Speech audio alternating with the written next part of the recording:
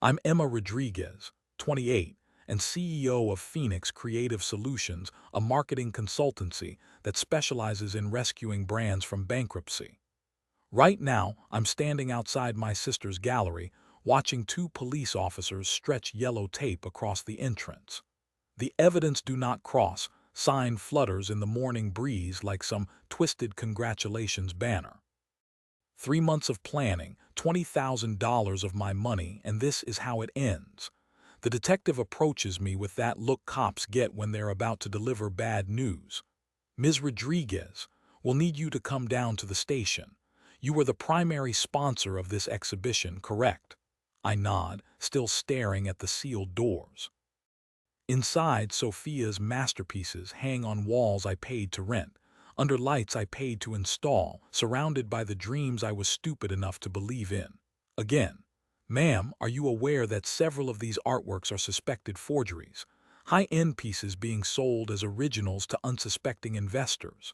The laugh that escapes me sounds hollow even to my own ears. No, officer, but I'm not surprised. My phone buzzes with another call from Mom. Patricia Rodriguez, former art teacher turned master manipulator, probably calling to explain how this is somehow my fault. How I should have known better, should have protected precious Sophia, should have done something different. I decline the call and think back to 3 days ago. Sophia's exhibition opening night, the night that was supposed to finally prove I belonged in this family.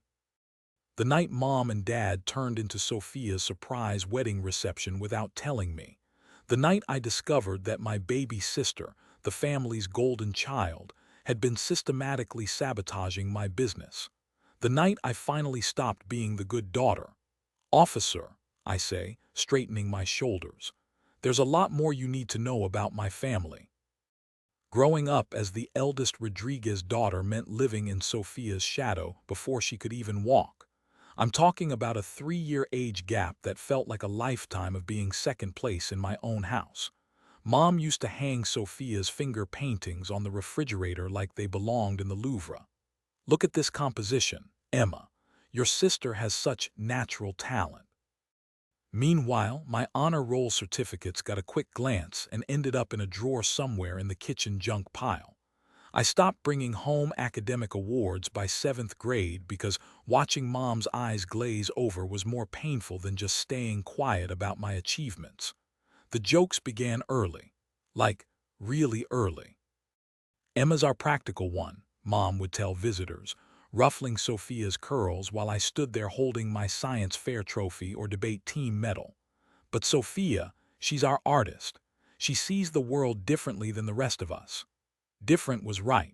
Sophia saw the world as her personal playground where consequences didn't exist and other people cleaned up her messes. She could throw paint on the living room walls at age 4, and Mom would call it exploring her creative boundaries. When I accidentally spilled juice on the same carpet at 6, I got a 20-minute lecture about responsibility and had to clean it with paper towels bought with my own allowance money. Dad never intervened in these situations. Miguel Rodriguez, construction engineer and professional fence-sitter, would just shrug his shoulders and say, "Your mother knows best about these things." Then he'd retreat to his workshop in the garage, leaving me to navigate Mom's favoritism completely alone. I used to follow him out there sometimes, hoping he'd notice how unfair everything was, but he'd just hand me a wrench and change the subject to whatever project he was working on.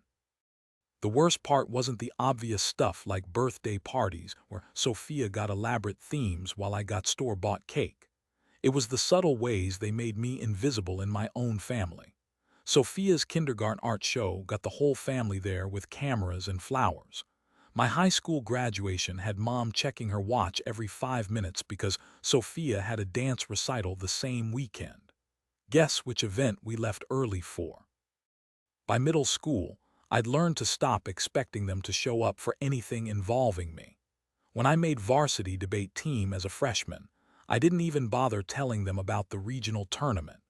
When I got accepted to 3 different colleges with partial scholarships, Mom's first question wasn't congratulations, it was whether Sophia could visit the campuses for artistic inspiration during her senior year.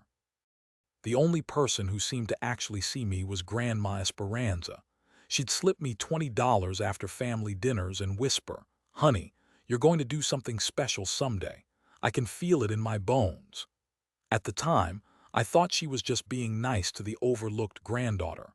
I had no idea she was watching everything and planning something much bigger than any of us realized. College was my escape hatch from the Rodriguez family drama. I studied business and marketing at a state school 2 hours away from home, finally breathing without Sophia's artistic genius, suffocating every conversation at the dinner table. For the first time in my life, I could be Emma Rodriguez the individual instead of Emma Rodriguez the disappointing older sister. That's where I discovered I had a talent for something Mom never bothered to notice during all those years of praising Sophia's finger paintings. I could look at a failing business and see exactly what was wrong with their brand, their messaging, their entire approach to connecting with customers. My professors called it intuitive marketing sense. I called it survival skills from years of reading people's real motivations behind their pretty words. My senior year, I started helping small businesses around campus for extra cash because student loans weren't covering my living expenses. There was this struggling taco truck called Mama Rosa's that couldn't compete with the fancy Mexican restaurant downtown. The owner, Carlos Mendez, was a first-generation immigrant who'd invested his life savings into this business and was ready to give up after 6 months of barely breaking even. His food was incredible, authentic recipes his grandmother had brought from Guadalajara, but his branding screamed cheap knockoff instead of family tradition worth experiencing. I spent 3 days watching his operation, talking to customers, analyzing his competition. The fancy restaurant downtown was all style and no substance, charging $20 for mediocre enchiladas served on pretty plates. Carlos was serving better food for half the price, but his hand-painted signs and mismatched tables made people think they were getting what they paid for cheap food that probably wasn't worth the risk. We changed everything from his logo to his social media presence to the way he talked about his grandmother's recipes. Instead of advertising authentic Mexican food, we positioned Mama Rosa's as 4 generations of family recipes served with love. We created a story around his grandmother's journey from Mexico, complete with photos of her original handwritten recipe cards. Within 2 months, he had lines around the block and was looking into opening a second location. Word spread fast in a college town where students were always looking for good food at reasonable prices. Soon, I had coffee shops asking me to help them compete with Starbucks, bookstores trying to survive Amazon's dominance, and clothing boutiques struggling against fast fashion chains. Each business taught me something new about reading market dynamics and finding the emotional connection that makes people choose one brand over another. By graduation, I was making more money than most entry-level corporate jobs would pay, and I had a portfolio of success stories that proved I could turn struggling businesses into thriving ones. The local newspaper even did a feature on me as Student Entrepreneur of the Year, which felt better than any academic award I'd ever received. Grandma Esperanza was the only family member who knew about my success because she was the only one who bothered asking detailed questions about my life. She'd call every Sunday, wanting to hear about my clients and strategies. "You have your grandfather's business mind," she'd say. "He would be so proud of what you're building." What I didn't know then was that Grandma had been taking detailed notes about every conversation we had about marketing, branding, and business growth.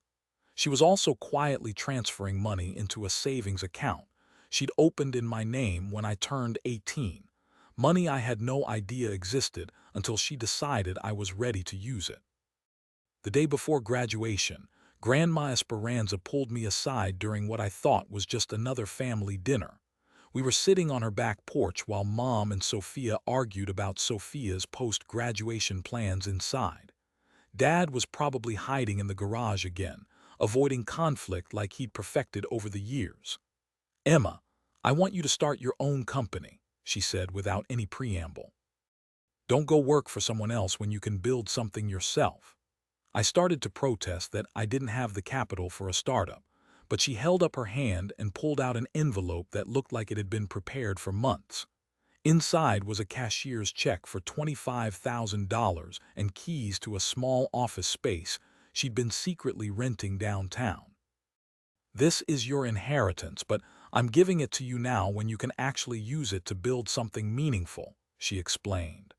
I've been watching you help those businesses around campus, and you have a gift that shouldn't be wasted in some corporate cubicle. I cried for the first time in years.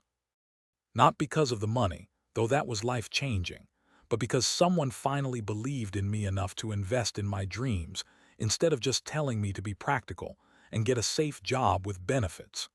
Phoenix Creative Solutions opened 6 months later in that little office space Grandma had found.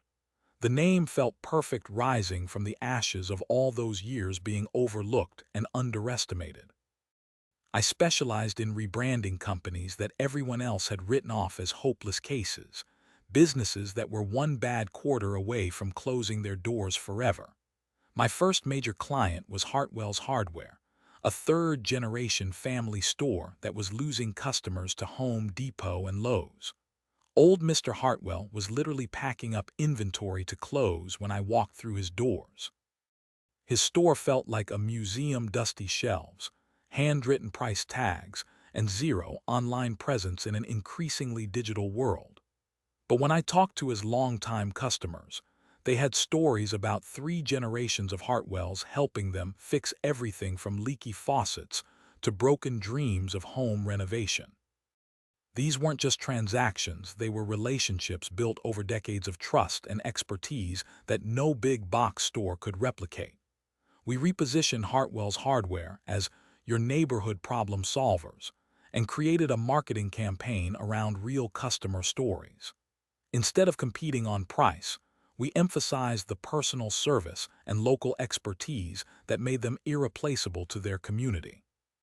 We launched a website with video tutorials featuring Mr. Hartwell sharing tips his father had taught him, and created a social media presence that showcased successful customer projects. 6 months later, Hartwell's Hardware was featured in Small Business Magazine as a comeback story of the year.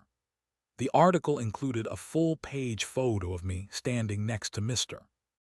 Hartwell in his newly renovated store, both of us grinning like we just won the lottery. That magazine cover changed everything for my business and my life. Suddenly, I had companies from 3 states calling for consultations. My phone rang constantly with desperate business owners who'd heard about the miracle worker who saved Hartwell's. I hired 4 employees, moved to a bigger office space, and started turning down clients because we were booked solid for months in advance. My family had absolutely no idea about any of this success. To them, I was still just Emma, the practical daughter who'd moved away after college and rarely called home. They assumed I was working some boring office job in marketing, probably struggling to pay rent like most recent graduates drowning in student loan debt. That comfortable illusion shattered completely when Mom saw the Small Business Magazine article at her dentist's office. My photo was right there on the cover next to the headline, "Young CEO Saves Failing Brands." According to her later phone call, she'd grabbed the magazine and read the entire article twice before believing it was actually about her overlooked eldest daughter. The phone calls started immediately after Mom discovered that magazine article. Suddenly, everyone in my family wanted to catch up and hear all about my little business venture. The conversations were painfully transparent, filled with questions about my income, my client list, my office location, and whether I needed any help managing my success. "We're so proud of you, honey," Mom gushed during one particularly obvious fishing expedition. "We always knew you'd find your way eventually. You were always so determined, even as a little girl." Eventually. I'd been successful for 3 years while they were still treating me like their backup daughter who might amount to something someday. The revisionist history was almost impressive in its audacity. "Dad called too. which was unusual since he normally let Mom handle all family communications. "Emma, your mother showed me that magazine article. Very impressive stuff. You know, I always thought you had good business sense, even when you were helping me organize my tool inventory as a kid." I wanted to remind him that he'd never once asked about my business classes in college or shown interest in my career plans, but I kept my mouth shut. Something about their sudden attention felt calculated in a way that made my marketing instincts scream warnings. But the real reason for their newfound interest became crystal clear when Sophia called crying about her career struggles 3 weeks later. She'd been trying to make it as an artist in the city for 2 years, but galleries weren't interested in her work. She was behind on rent. Her boyfriend Marcus had threatened to leave if she didn't get her finances together, and she was seriously considering moving back home to live in her childhood bedroom. "Emma, you understand business stuff better than anyone in our family," she sobbed into the phone. "Maybe you could help me figure out how to market my art better. I know I have talent, but I can't seem to connect with the right buyers." Against every professional instinct I'd developed, I agreed to look at her portfolio and offer some free advice. Her work was technically competent, but completely forgettable, the kind of safe, pretty art you'd see in hotel lobbies or doctors' offices. Nothing that would make someone stop and feel something. Nothing that justified the prices she was asking. I spent 2 hours on the phone explaining basic marketing principles, target audience identification, and pricing strategies. Sophia listened politely, but kept interrupting to ask about my most successful clients and how much money I was making from each project. Then Mom called with what she described as the most wonderful idea that would help everyone. Sophia needed a proper art exhibition to showcase her talent to potential buyers and establish her credibility in the art world. Would I consider sponsoring the event as a family investment and business networking opportunity? Think of it as supporting local artists and building connections in the creative community. Mom explained with the enthusiasm she'd never shown for any of my actual achievements. Sophia could finally get the recognition she deserves, and you could expand your client base into the arts sector. The request came with detailed financial projections that someone had clearly researched. Gallery rental, professional lighting, catering, marketing materials, and artist fees would total around $20,000. Mom had already identified the perfect venue and contacted potential attendees from her old teaching network. I should have said no immediately. Every instinct I'd developed as a successful businesswoman was screaming warnings about mixing family dynamics with financial investments. But that stupid, desperate part of me that still wanted their approval whispered that maybe this time would be different. Maybe sponsoring Sophia's exhibition would finally prove I belonged in this family as something more than the practical daughter who sent birthday cards and showed up for Christmas dinner. "Let me think about it," I said, which we both knew meant yes.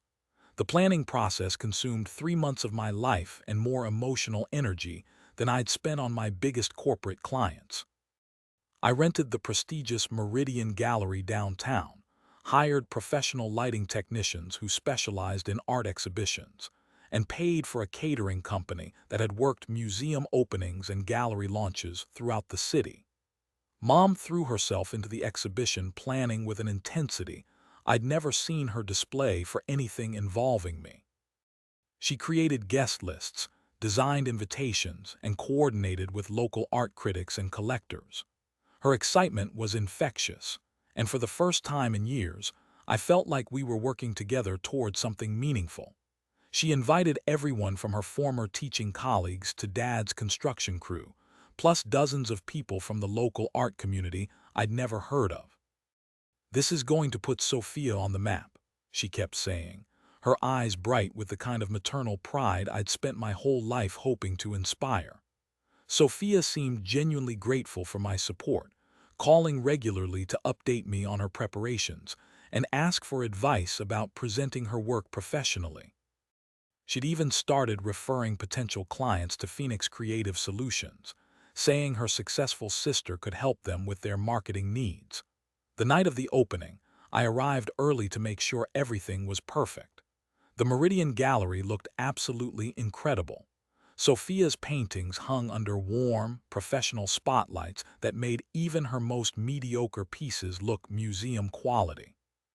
The catering setup was elegant but approachable, with wine stations and appetizer tables positioned to encourage mingling without blocking views of the artwork. For the first time in my adult life, I felt genuinely proud to be part of something my family was doing. This was what normal families did for each other. They supported each other's dreams and celebrated each other's successes. Then the guests started arriving, and I noticed something that made my marketing radar ping with concern. About half the people walking through the door weren't looking at the art at all. They were carrying gift bags and whispering to each other like they knew something I didn't.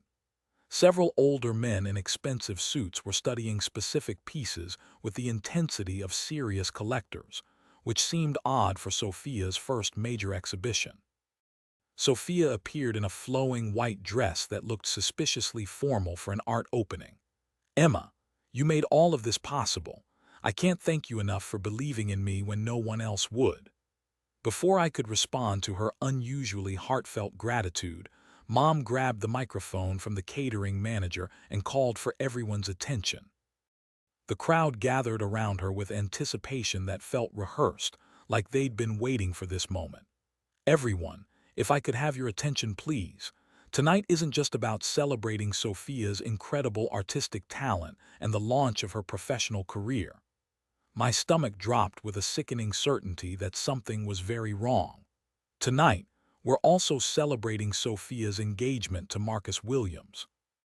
This exhibition is doubling as their surprise wedding reception." The crowd erupted in cheers and applause while I stood there feeling like I'd been physically punched in the gut. Wedding reception. I'd paid $20,000 for my sister's wedding reception without knowing it. The white dress, the gift bags, the catered dinner I'd assumed was just elaborate gallery food. It all made horrible sense now. But that revelation was nothing compared to what I overheard when the initial excitement died down, and guests began moving around the gallery with champagne glasses and wedding cake. Two older men in expensive suits were standing near what I'd assumed was Sophia's largest original painting, discussing it in terms that made my blood run cold. "The Picasso sketch is going for $40,000, but Rodriguez assured me the authentication paperwork is solid," one said quietly. "And the Monet study over there, $65. She showed me documentation proving clear provenance from a private estate sale." I felt the world tilt sideways as the implications hit me. Sophia was selling supposed original works by famous dead artists at prices that would attract serious collectors and art investors. At her first exhibition, as a completely unknown artist, they brought me into the station just after 10 a.m., but I didn't say much until Sophia and my mother arrived. They walked in like they owned the room, Sophia with her lips trembling just enough to seem innocent, and Mom with that practiced look of concern she only pulls out when she's trying to rewrite history. The detective had already asked me the basics. Did I finance the event? Yes. Was I aware of the authentication on the pieces? No. Did I know that over $100,000 had changed hands that night under the guise of original works from private collections? Absolutely not. But now, with them here, I didn't hold back. "You really thought I wouldn't find out?" I asked, my voice calm, too calm. "You used my money to stage a fake gallery show, a surprise wedding, and a black market auction of forged artwork." "Emma," Mom began, voice syrupy and desperate, "we didn't know they were forgeries. Marcus assured Sophia." "I don't care what Marcus assured," I snapped. "Sophia's name was on the sale invoices. She met with the buyers. She provided the authentication paperwork." Sophia opened her mouth, but I cut her off. "Save it. You knew what you were doing. You called me because you were failing. You used my success, my network, my money. And then you sold fake Monets and Picassos under my name." "I didn't mean to involve you like that," Sophia whispered, mascara streaking down her cheek. I was desperate. You weren't desperate, I said, cold. You were entitled, same as always. The detective shifted in his seat. Ms. Rodriguez, would you like to make a formal statement? I nodded and turned toward him. Yes. I'd like to state that I was manipulated by my own family into sponsoring an event that turned out to be a front for art fraud. I had no prior knowledge of the forged documents or the false provenance claims, but I have copies of every financial transaction, including the withdrawal logs where Sophia cashed out large sums under fake expense categories. I also requested the security footage from the Meridian Gallery last night. You'll see both of them coordinating with buyers. Mom gasped. Emma, you can't do this to us. We're your family. No, I said, standing slowly. You're the people who saw me as a wallet with a pulse, and I'm done protecting you. Sophia buried her face in her hands. The detective stood and gestured toward the hallway. We'll need both of you to step into separate rooms for questioning. I didn't look at them as they were led away. I stayed behind, pulled out a manila folder and slid it across the table to the officer. Inside were the bank records, the emails, the contracts, the discrepancies, everything they'd need. I straightened my blazer, exhaled through my nose, and said quietly, for 28 years they made me feel like I was never enough. Turns out I was just too much for them to control. And then I walked out. Not broken, not bitter, just done.